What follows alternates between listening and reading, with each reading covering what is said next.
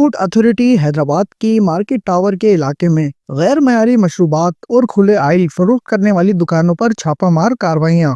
कार्रवाई के दौरान लाखों रुपए मालियत के गैर मयारी मशरूबात जब्त कर लिए गए, जबकि सिंध फूड अथॉरिटी के डिप्टी डायरेक्टर डॉक्टर आरिफ जहेजुक अपनी टीम के हमरा टावर मार्केट समेत दीगर इलाकों में कार्रवाई की गई। दौरान कार्रवाई गैर मयारी मशरूबात के गोदाम पर कार्रवाई करके मशरूबात जब्त कर लिए गए। सिंध फूड अथॉरिटी के डिप्टी डायरेक्टर का कहना था कि महकमा खुराक के वजीर अब्दुल जब्बार खान के अहकाम पर कार्रवाइयाँ जारी हैं।